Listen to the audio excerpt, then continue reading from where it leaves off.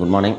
பாருங்கள், நம்ம பார்க்குறது என்னன்னாக்கா ஜேர்னல் என்ட்ரிஸ். அதாவது நம்ம என்ன பண்ணியிருப்போம் அப்படின்னாக்கா, நம்ம ஸ்கூலில் வந்து பார்த்திங்கன்னா படிக்கிறப்ப ஜேர்னலை வந்து பார்த்திங்கன்னா குறிப்பேடு அப்படின்னு சொல்லி படிச்சிருப்போம். லெட்ஜரை வந்து பார்த்திங்கன்னா பேரேடு அப்படின்னு படிச்சிருப்போம். ட்ரையல் பேலன்ஸ் வந்து இருப்பாய்வுன்னு சொல்லி பார்த்துருப்போம். இப்போ ஃபஸ்ட்டு ஸ்டெப் என்னென்னா ஜேர்னல்ங்கிறது என்னன்னாக்கா டெய்லி டிரான்சாக்ஷன். இது பார்த்திங்கனாக்கா ஒரிஜினல் என்ட்ரிஸ்.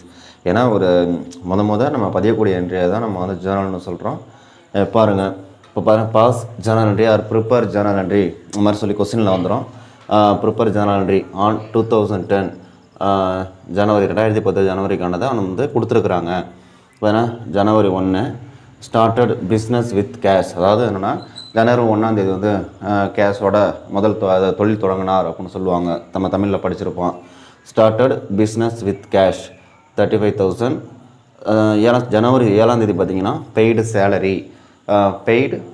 சேலரி கொடுத்தது எவ்வளோனாக்கா 500. 10ஆம் தேதி பார்த்திங்கன்னா குட்ஸ் பர்ச்சேஸ்டு ஃப்ரம் அருண்கிட்ட வந்து என்ன பண்ணியிருக்கிறாங்கனாக்கா குட்ஸை வந்து, அதாவது குட்ஸ்னால் அந்த இடத்துல சரக்கு, பர்ச்சேஸ் அப்படின்னா கொள்முதல். அருண்கிட்ட வந்து பார்த்திங்கனாக்கா சரக்கு வந்து கொள்முதல் செஞ்சுருக்கிறாங்க, அதாவது பர்ச்சேஸ் பண்ணியிருக்கிறாங்க. எவ்வளோனா 15,000க்கு. அடுத்தது பாருங்கள், 16ஆம் தேதி சோல்டு குட்ஸ் டு கமல். சோல்டுனா விற்கிறது, குட்ஸுனாக்கா இந்த இடத்துல சரக்கு. சோல்டு குட்ஸ் டு கமலுக்கு வந்து விற்றுருக்குறாங்க அப்படின்னு சொல்லியிருக்கிறாங்க. இப்போ ஒருத்தரோட பேர் மட்டும் வந்திருக்குது, அதுக்கப்புறம் டிரான்சாக்ஷன் இல்லை அப்படின்னா அது கிரெடிட் டிரான்சாக்ஷன். அடுத்தது பார்த்துங்க, 18ஆம் தேதி ட்ரா குட்ஸ் ஃபார் பர்சனல் யூஸுக்காக சரக்கு எடுத்துருக்குறாங்க அப்படின்னு சொல்லியிருக்கிறாங்க. எவ்வளோ ஒர்த்து உள்ளதுன்னா 500 ஒர்த்து உள்ளது. அடுத்தது வந்து பார்த்திங்கன்னா ஜனவரி 20 சோல்டு குட்ஸ் சரக்கு விற்றுருக்குறாங்க. எவ்வளோக்குன்னா 2000க்கு விற்றுருக்குறாங்க. அடுத்தது பாருங்கள், 25 goods purchased from Vijay for cash. Goods வந்து பர்ச்சேஸ் பண்ணிருக்காங்க யார்கிட்ட? விஜய்கிட்ட. இப்போ விஜயோட முடிச்சிருக்கிறாங்க அப்படின்னாக்கா அது கிரெடிட் டிரான்சாக்ஷன். அடுத்தது என்ன சொல்லியிருக்காங்க? ஃபார் கேஷ் 3000க்கு பண்ணியிருக்கிறாங்க அப்படின்ட்டு இருக்கிறாங்க. அதாவது 3000க்கு வந்து பார்த்தீங்கன்னா விஜய்கிட்ட வந்து பர்ச்சேஸ் பண்ணிருக்காங்க. இது வந்து கேஷ் டிரான்சாக்ஷன். பாருங்கள், கொஸ்டின் வந்து இந்த மாதிரி தான் வரும். இப்போ அதுக்கான ஆன்சரை பாருங்கள். அதாவது டேட்டுக்கு ஒரு காலம், பர்டிகுலர், எல்எஃப்ங்கிறது பார்த்திங்கன்னா லெட்ஜர், ஃபோலியோ பேரேட்டு பக்க எண். குறிப்பேடு எழுதுகிறப்ப பேரேட்டு பக்கம்னு எழுதுவோம். லெட்ஜர் ப்ரிப்பேர் பண்ணுறப்ப குறிப்பேட்டு பக்க எண் ஜேஎஃப் ஜேர்னல் ஃபோலியோன்னு சொல்லிட்டு எழுதுவோம். Debit credit rupees. பாருங்கள், ஃபஸ்ட் என்ட்ரி என்ன சொல்லியிருக்காங்க? ஜனவரி 1 ஸ்டார்டட் பிஸ்னஸ் வித் கேஷ்.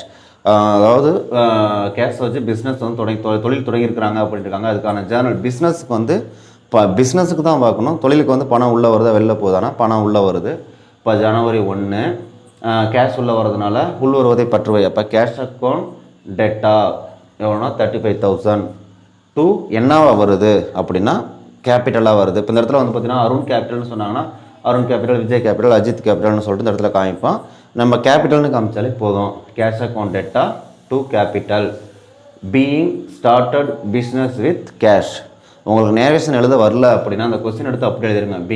முன்னாடி பீயிங்கிற வார்த்தையை சேர்த்துக்கிட்டு ஸ்டார்டட் பிஸ்னஸ் வித் கேஷ், அவ்வளோதான். அடுத்தது பாருங்கள், 7ஆம் தேதி பெய்டு சேலரி எவ்வளோ அப்படின்னாக்கா சேலரி சம்பளம் கொடுத்தது 500 சொல்லியிருக்கிறாங்க.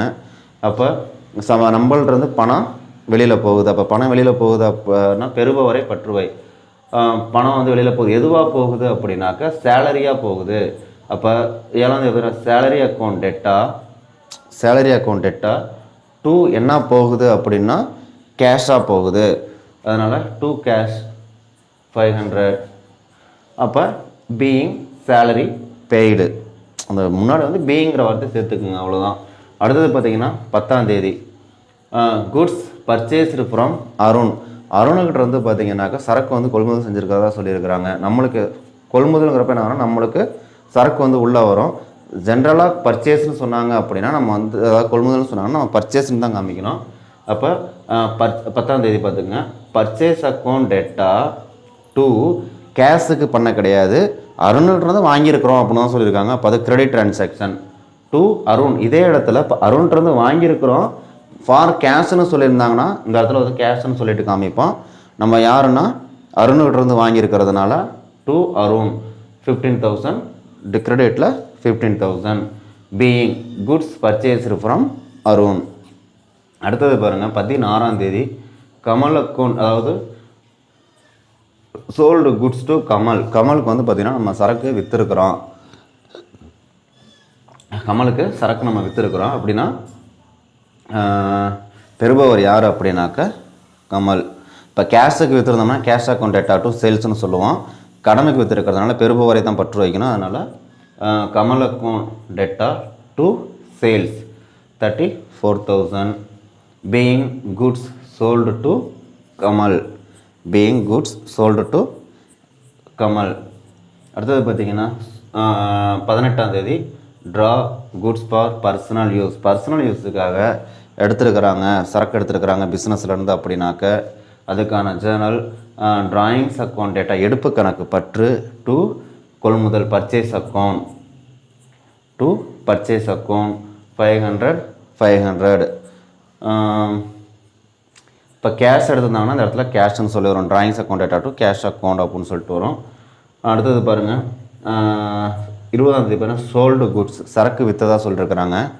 அது வந்து சரக்கு விற்றுருக்குறாங்கன்னு தான் சொல்லியிருக்காங்க. அப்போ வந்து கண்டிப்பாக அது கேஷ் ட்ரான்சாக்ஷன் தான். ஏன்னா பேர் எதுவுமே சொல்ல பேர் வரல. அதனால் கேஷ் அக்கௌண்ட் டேட்டா 20ஆம் தேதி கேஷ் அக்கௌண்ட் டேட்டா டு சேல்ஸ் ஜென்ரலாக சொல்லியிருக்கிறதுனால அதை நம்ம கேஷ் ட்ரான்சாக்ஷன் எடுத்துக்குவோம். குட்ஸ் சோல்டு டு அப்படின்னு சொல்லிட்டு ஒரு பேர் கொடுத்துருக்குறாங்கன்னா அது கிரெடிட் ட்ரான்சாக்ஷன். பேர் கொடுத்து கேஷ்னு சொல்லி வருது அப்படின்னா அது கேஷ் ட்ரான்சாக்ஷன். கேஷ்னால் ரொக்கம், சேல்ஸ்னால் விற்பனை. Being goods sold for cash. அடுத்தது பாருங்கள் 25ஆம் தேதி என்ன சொல்லியிருக்காங்கன்னா goods purchased from Vijay. Goods purchased from விஜய்ங்கிறது கிரெடிட் ட்ரான்சாக்ஷன் ஃபார் கேஷ்னு சொல்லியிருக்கிறதுனால இது வந்து கேஷ் ட்ரான்சாக்ஷனாக வந்துடும் 3,000. அப்போ பர்ச்சேஸ் யார்கிட்ட நம்ம பர்ச்சேஸ் பண்ணிருக்கோம்னா விஜய்கிட்ட வந்து பர்ச்சேஸ் பண்ணிருக்கோம். அப்போ இது என்ன கொடுத்து பண்ணியிருக்கோம்னா கேஷ் கொடுத்து பண்ணியிருக்கிறோம். அப்போ விஜயோட பேர் அங்கே காமிக்க தேவையில்லை. இப்போ 25ஆம் தேதி பர்ச்சேஸ் அக்கௌண்ட் டேட்டா டு கேஷ். ஜென்ரலாக பர்ச்சேஸ்னு சொன்னால் இங்கே பர்ச்சேஸ்னு காமிப்போம். குட்ஸ்னு சொன்னால் குட்ஸ் பர்ச்சேஸ்னாலும் இங்கே பர்ச்சேஸ்னு தான் காமிப்போம்.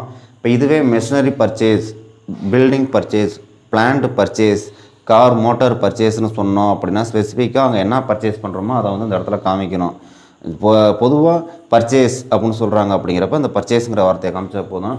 அதனால் இது பர்ச்சேஸ் அக்கௌண்ட் டேட்டா. பர்ச்சேஸ்னால் கொள்முதல். பர்ச்சேஸ் அக்கௌண்ட் டேட்டா டு கேஷுங்கிறது ரொக்கம் கொடுத்து வாங்கியிருக்கிறோம். இப்போ பீயிங் குட்ஸ் பர்ச்சேஸ்டு ஃப்ரம் யார்கிட்டனா விஜய்கிட்டேருந்து வாங்கியிருக்கிறோம். ஃபார் கேஷுக்கு வாங்கியிருக்கிறோம். Being goods purchased for cash எப்படி வேணாலும் நம்ம எழுதிக்கலாம். நேரேஷனை பொறுத்த வரைக்கும் உங்களுக்கு வந்து எக்ஸ்பிளைன் பண்ணி எழுத முடியல அப்படின்னா ஒன்றும் இல்லை, கொஸ்டினில் இருக்கிறதுக்கு முன்னாடி பீங்கிற வார்த்தையை சேர்த்துட்டு அப்படியே எழுதிடுங்க. இப்போ இதில் வந்து பார்த்தீங்கன்னா சும்மா இது பேசிக்கானது தான். கேஷ்னா ரொக்கம், கேபிட்டல்னா முதல், சேலரினா சம்பளம், பர்ச்சேஸ்னால் கொள்முதல், இப்போ ட்ராயிங்ஸ்னால் எடுப்பு, இதெல்லாம் வந்து உங்களுக்கு தெரியும். தேங்க்யூ.